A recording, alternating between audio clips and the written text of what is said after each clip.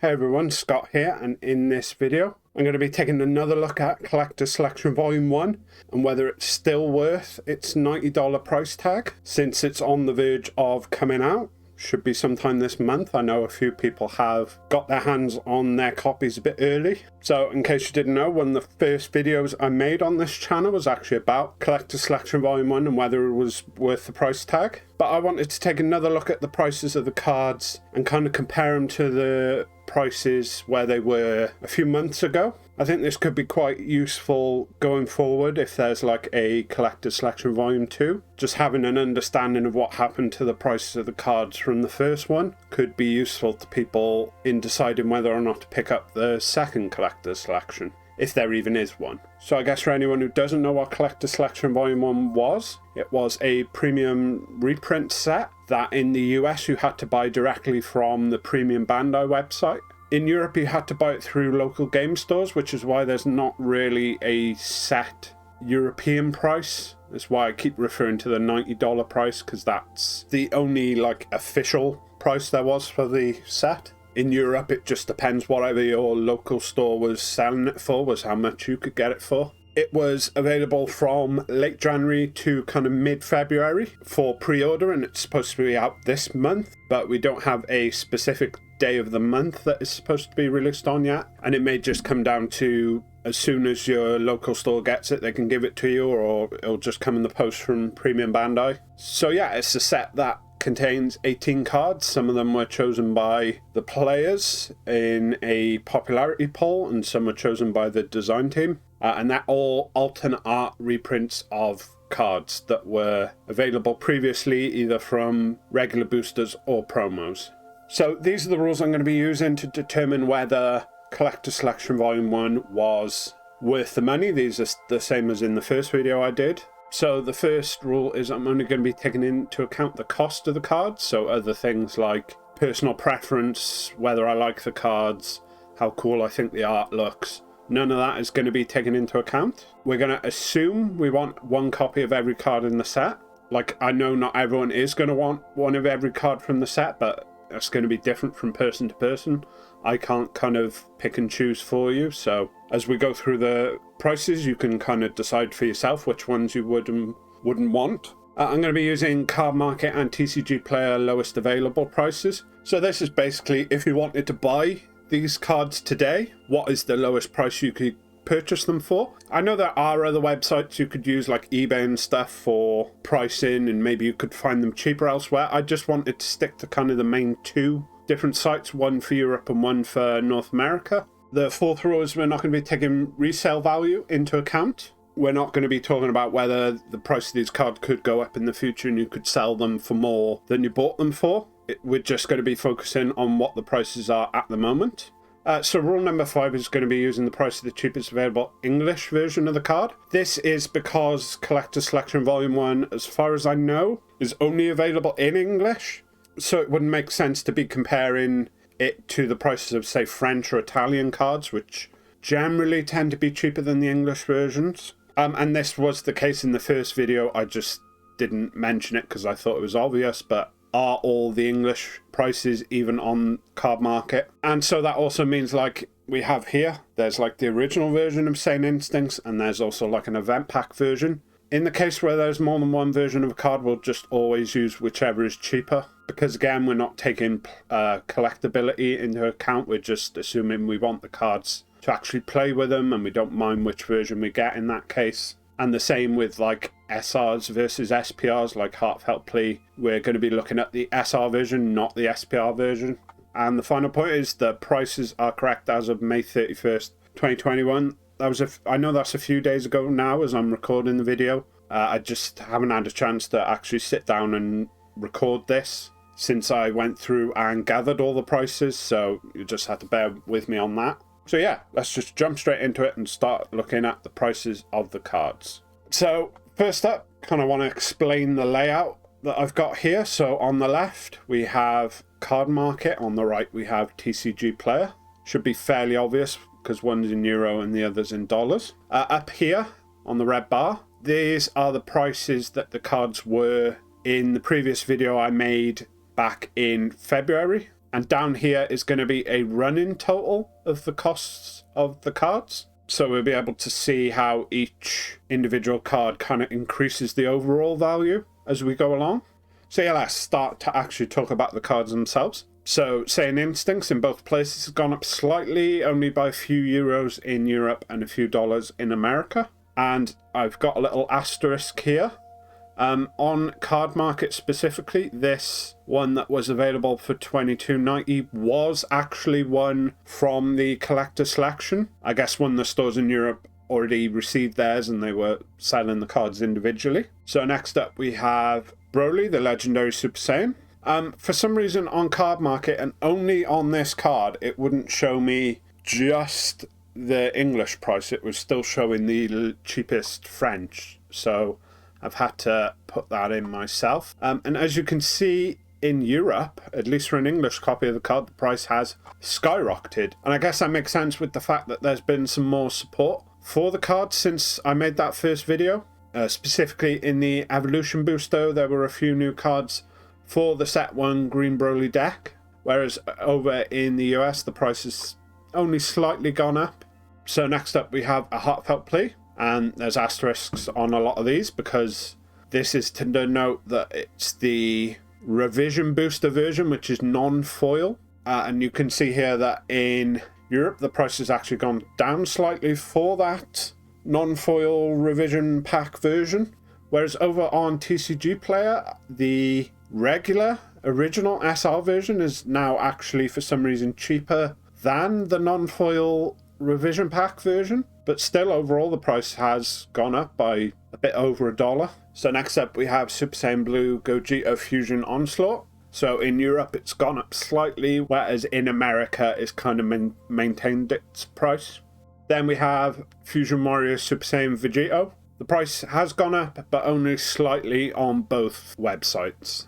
So then we have Goku Black Unforeseen Darkness. And again, we have some asterisks. This is just because this card has only ever been available as a non-foil, so the Collector Selection Volume 1 version will be the first time this card has been available in foil.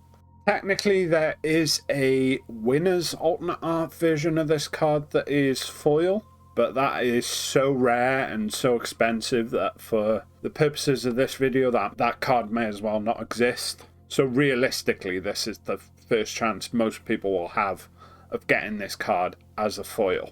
You can see the price has slightly gone up over on Card Market, whereas for some reason in the US the price has more than doubled. I don't quite know why that's happened. I'm not aware of any deck that has recently come around that is using this card. So that is interesting. If you know why this card has suddenly skyrocketed only in America, go ahead and leave it in the comment section down below. I'd love to know.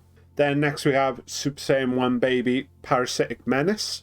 So this is a card that has just very slightly gone down in price, about 50 cents in both Europe and the US. I guess this makes sense. There hasn't been any kind of baby support in red, at least, since all the way back in Set 8, and I know the deck has fallen off a lot. So I'm not surprised that the price has continued to fall. So next up we have another leader. It's Broly Surge of Brutality. And this is another one, like the Goku Black we just looked at, that is only available as a non-foil currently. And so as you can see from the old price and the new price, it's always been a lot cheaper in Europe than America for some reason. Maybe that has to do with we had more of the Surge expansion events where this was given out as a promo maybe than in the US. Or maybe there's just a lot more people in the US that want to play this leader. But yeah, the price has kind of doubled in Europe and gone down slightly in America. So I guess that just goes to show that the prices aren't always moving in the same direction depending on which website you're on. So next up we have, I believe, the last leader. And it's the Genema Relentless Speed Genema. Price has gone up ever so slightly in Europe, whereas it's held exactly the same in America. For the people that like the deck, it's going to be nice to have an alt art version, but it's not a money card that people were buying the set for, I don't think. I can't imagine the reprint version are going to be terribly more expensive than this. I guess with other better mill decks coming along, like Cooler, I'm not surprised that the price is so low on this guy now. So next up we have Scientist Fu, and across both regions now the cheapest version is the non-foil reprint from the first anniversary box, whereas I believe last time in Europe the cheapest version was from the Magnificent Collection now. And again, this isn't a very expensive card, and not one I think too many people are going to be excited to get another copy of. Fusamasu Deity's Wrath is the next card. And as you can see in Europe, it's gone up to €40 from 28, so that's what? Like a 50% price increase? Whereas in the US, it has gone up in price, but not by as big of a margin. And I know this is one that a lot of people are going to be happy to get more copies of. So the next card on the list is Super Saiyan Blue Kaioken Son Goku Concentrated Destruction.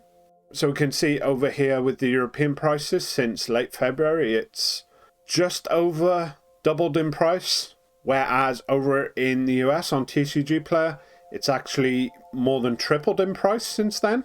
And this guy just has a really strong effect of being able to minus all your opponent's cards by like 25k power. Ignoring barrier for like 2 red energy, that's really good. And a lot of red decks, so I'm not surprised it's this expensive. I am maybe a bit surprised that its price has increased by that much in only a few months, but I guess maybe that's down to people finally realizing how good of a card this is. So next is Son Goku The Adventure Begins. And this is another one where if you look in Europe, the price has gone up, but over in America, it's gone down slightly. I know they have tried to keep supporting the kind of black Goku childhood deck from Destroyer Kings. There was some cards for it in the second anniversary box, as well as I think an SR in the Evolution Booster as well.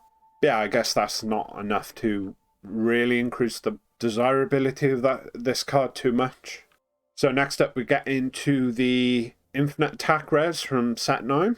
So like first up we have Frieza's Death Ball that has more than doubled in Europe and is close to having doubled in the US as well. Then we have Ultra Instinct Goku's Kamehameha. Now again, this is another weird one where in Europe it's almost tripled in price. It's kind of just over 2.5 times as expensive as it was back in February, whereas in America it's very slightly gone down in price. With all the mono decks that are kind of running around at the moment, with Bandai kind of pushing mono-coloured decks a lot in the most recent sets, I'm not surprised when the prices have gone up. I am slightly surprised that the price has gone down on this one in the US. But again, it's not by much, it's only about, what, $1.99. So next is Cell's Earth Destroying Kamehameha. Hasn't increased as much maybe as the previous two we looked at in Europe. Just under a 50% price increase. Whereas in the US it's only slightly over $1 more expensive now than it was in February. I guess this is another card that got hit by the banning of the Master Roshi Kamehameha Origins. This was another good target to get back. I guess this and Dormant Potential Unleashed. Then we have Vegeta's Final Flash. Now we can see over here in Europe it's over doubled in price. Whereas in Europe it was already way more expensive, so its price hasn't increased that much. I'm going to be glad to get a copy of this card. I kind of need it for Mecha Frieza. It's really good in that deck as a card you can play on either turn to get your leader and your unison's effect. And then the final Infinite Attack rare, which is Majin Buu's Human Extinction Attack.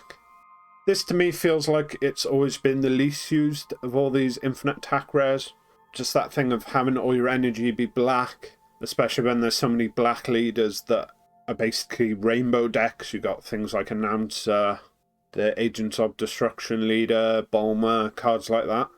In those cases, having all your energy be black is kind of essentially impossible. But I guess there is some new mono black decks out with the recent set, like Mech Cabra. I think when I get my hands on my Collector's Selection Volume 1, I might experiment with running this card in Mech Cabra, just as like an extra way to get a card into my opponent's warp. I mean, milling yourself the top 4 isn't great, but You tend not to deck out with Mechicabra unless you're facing against a mill deck. But yeah, in both cases, very slight kind of increase in price. Well, I guess in Europe it's a bit more than a slight increase. It's like, what, $4, which again is almost 50% increase. It's a lot less of a dramatic increase over in the US. So this is the final card from the set. So next we're going to look at the grand totals. And so here they are, the grand totals. The previous one in Europe was 145 euros and 93 cents, whereas the new one is 209 euros and 61 cents. So that is a difference of 63 euros and 68 cents. And that's a bit more than about a 40% increase in the total value since February. Whereas in the US, the old grand total was $199.66, whereas now it's $288.45. And again, that is just a bit over a 40% increase as well. So both in Europe and the US, the price has gone up. Like I say, a bit over somewhere between 40 and 45% of a price increase for the grand totals. So, to go back to the question from the beginning, is Collector Selection Volume 1 still worth it? And the answer is yes. Even more so now. So again, like I said at the start of the video, this is something you may want to keep in mind for if they do release a Collector Selection Volume 2 and you're wondering whether it'd be worth it to buy one. The fact that these cards are being reprinted and the reprints are coming out later this month for most people, that hasn't caused the prices to go down. The prices have just gone up even more since then. So if you were able to get your hands on Collector Selection Volume 1, congratulations, I guess, because you have got a lot more than your money's worth. And I guess congratulations to Bandai as well. They've managed to make a product that is pretty objectively a good deal. So that's it for this video. Don't forget to subscribe if you're not already. If you have any comments you want to let me know, leave them. If there's anything about this video that you want to comment on, you can do that down below. And thanks for watching.